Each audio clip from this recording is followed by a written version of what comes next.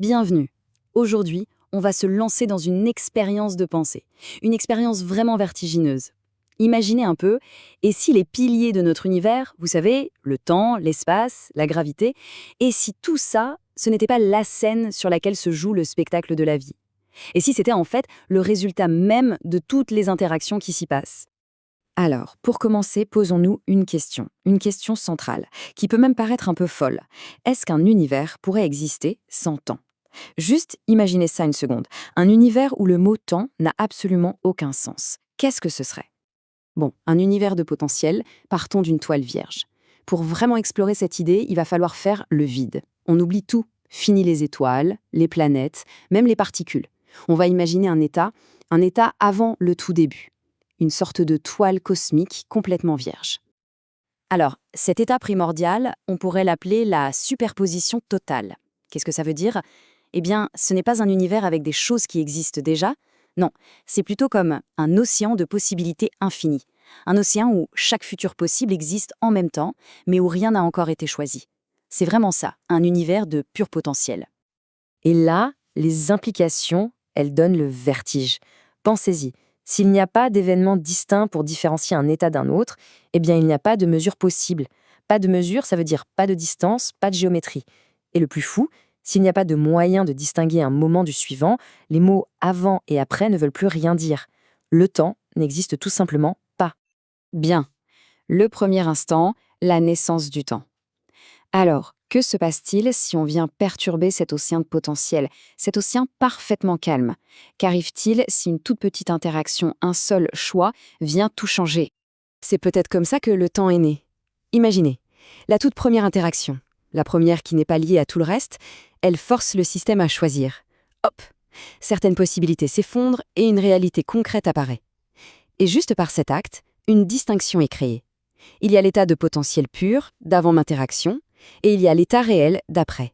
Et voilà, le premier tic-tac de l'horloge cosmique vient peut-être de se faire entendre. Ok, la gravité issue de l'interaction ou comment on tisse la trame de l'espace-temps. D'accord, on a vu qu'une seule interaction peut créer le temps. Mais la suite, qu'est-ce qui se passe quand on a non pas une, mais des milliards d'interactions qui forment un réseau super dense, super complexe? Qu'est-ce que ça peut bien créer tout ça? Pour essayer de comprendre ça, il faut regarder du côté du photon. Le photon, cette particule de lumière, c'est un peu le messager parfait du potentiel. Pourquoi? Parce que pour lui, de son point de vue, le temps et la distance, ça n'existe pas. Il connecte deux points, deux événements dans l'espace-temps, mais sans jamais vraiment vivre le voyage entre les deux. C'est un fait incroyable. Et pour ça, il y a une analogie qui est juste géniale. Prenez un photon créé au cœur du Soleil. S'il était libre, il ne connaîtrait pas le temps. Mais au cœur d'une étoile comme le Soleil, il est sans arrêt intercepté, absorbé, réémis. Il est tellement bousculé qu'il peut mettre des milliers d'années à s'en échapper.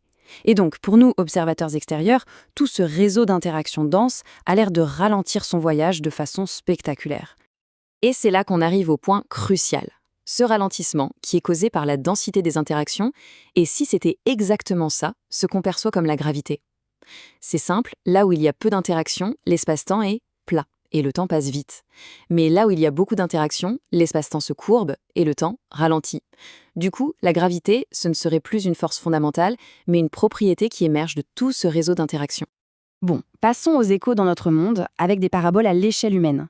Parce que cette idée, elle peut paraître très abstraite, très cosmique, mais en fait, on peut en voir des échos vraiment puissants dans notre propre monde, à notre échelle. C'est ce qu'on pourrait appeler la gravité sociale. Prenons deux extrêmes, l'ermite et la personne très mondaine. L'ermite, il a très peu d'interactions. Du coup, il garde un champ immense de possibilités intérieures. On pourrait dire qu'il vit un peu en dehors du temps social. À l'inverse, la personne très connectée est définie par un flot constant d'interactions.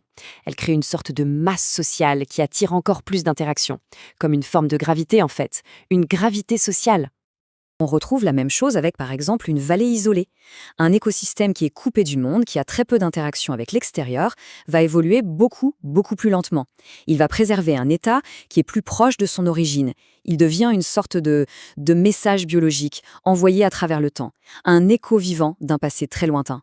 Et cette recherche, cette quête d'un état de potentiel pur, elle n'est pas nouvelle, on la retrouve même dans la philosophie. Le philosophe Plotin, par exemple, cherchait la source. Il voulait remonter à l'une, cette origine d'avant toute division, d'avant tout choix, d'avant toute interaction. En fait, c'était un peu un retour vers ce plan où le temps n'existe pas encore et où toutes les formes sont contenues en pur potentiel. Alors, la réalité est relationnelle. Quelle est la leçon ultime de tout ça? Qu'est-ce qu'on doit vraiment retenir de cette expérience de pensée? Eh bien, l'idée centrale, c'est peut-être ça. L'existence n'est pas une scène dans laquelle on existe. C'est une toile qui émerge de nos connexions.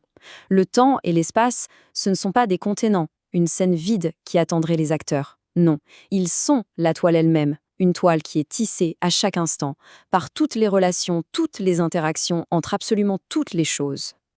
Et ça nous laisse avec une dernière question, une question à méditer. Si la réalité est vraiment tissée d'interactions, que tissons-nous ensemble? Si l'univers est bâti sur des connexions, alors la nature de nos propres interactions, elle, devient absolument essentielle. Chaque lien, chaque échange, tout ça contribue à tisser la trame de la réalité. La question finale est donc, quel monde sommes-nous en train de créer tous ensemble?